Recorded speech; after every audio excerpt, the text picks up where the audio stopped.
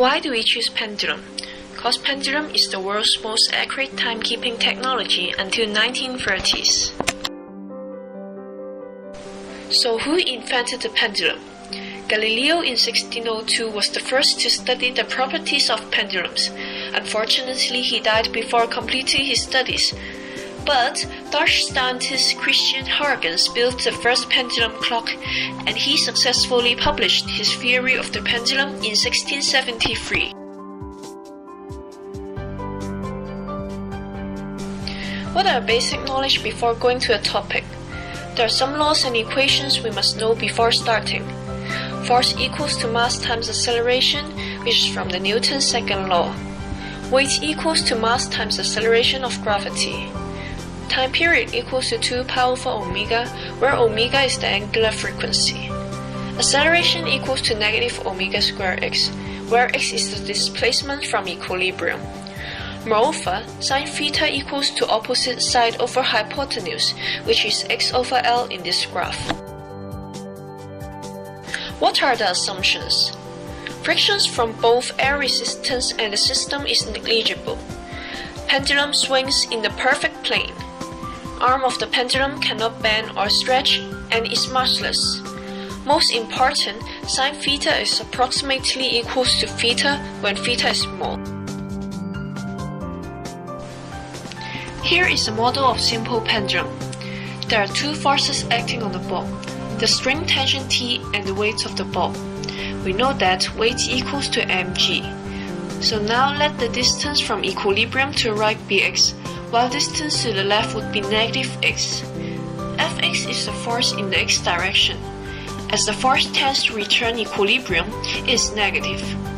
From the graph we know that Fx equals to negative mg sin theta. Fx equals to negative mg theta, as sin theta is approximately equals theta. Since F equals to ma equals to negative mg theta, and by cancelling out m, we get a equals to negative g theta. Theta equals to x over L, so a equals to negative g x over L. As we know that a equals to negative omega square x. Omega squared would be g over L, and omega would be root g over L. By substituting it into equations time period equals to 2 pi over omega, we can find the time period of pendulum equals to 2 pi times root L over g. What do we get from the equation? Period of the simple pendulum oscillations does not depend on the mass of the load, nor on the angle of revolution.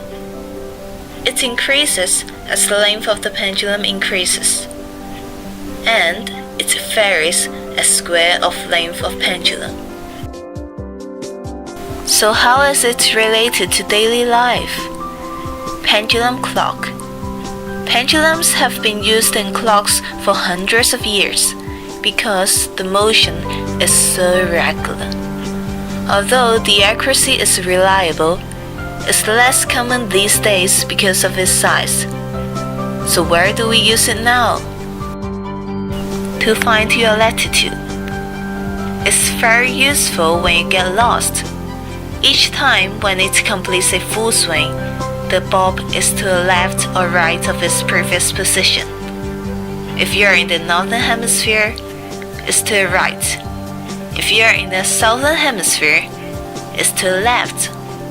Do this for a fixed period of time, such as an hour or half, but you better call the police when you're really lost. It shows the Earth spins. The Foucault pendulum is a very large pendulum. By putting a pendulum at the north or south pole, the pendulum would continue to swing in the same direction. It will appear as if the pendulum was slowly changing its directions.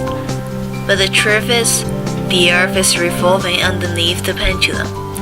So don't even think our Earth is stationary.